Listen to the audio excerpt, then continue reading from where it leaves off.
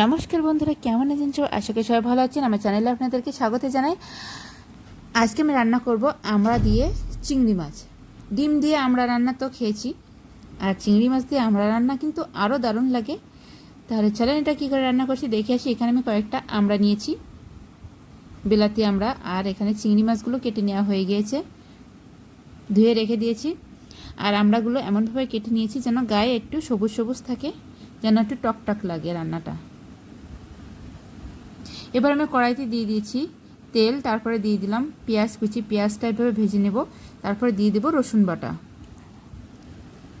পেঁয়াজ আর রসুন ভেজে নেব, তারপরে দিয়ে দিলাম কাঁচা লঙ্কা, এভাবে কেটে কেটে দিয়েছি।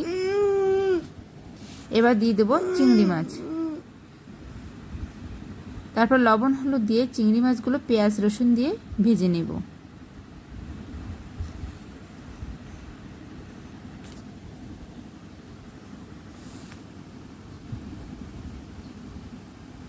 এবার দিয়ে দিলাম শুকনো লঙ্কার গুঁড়া,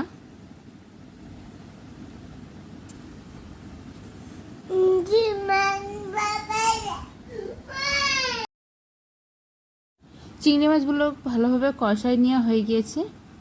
এবার আমি দিয়ে দেব নারকেলের দুধ, 1 কাপ মতো নারকেলের দুধ দিয়েছি। তারপরে এটা আমি আবার একটু ভালো করে কষিয়ে নেব যেন তেলটা উপরে উঠে আসে।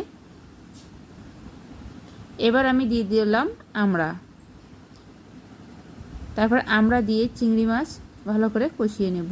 অল্প একটু করে ঢাকা দিয়ে দেব যেন আমড়াটা সিদ্ধ হয়ে যায়। যেহেতু আস্ত আমড়া, এই জন্য সিদ্ধটা একটু দেরি হবে। আর আমড়ার গাটা আমি আগে থেকে চিড়ে চিড়ে দিয়ে দিয়েছিলাম যেন ভিতরে মশলাটা ভালোভাবে ঢুকে যায়। আমড়া কষানো হয়ে গিয়েছে,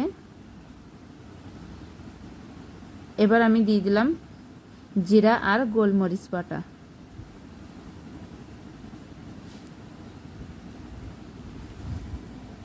কিছুক্ষণ পরে আমি দিয়ে দিলাম জল,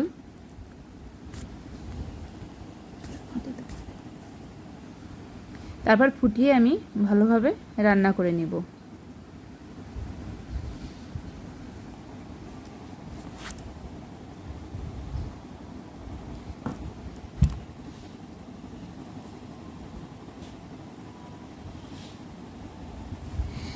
রান্নার শেষের দিকে আমি দিয়ে দেব অল্প একটু চিনি।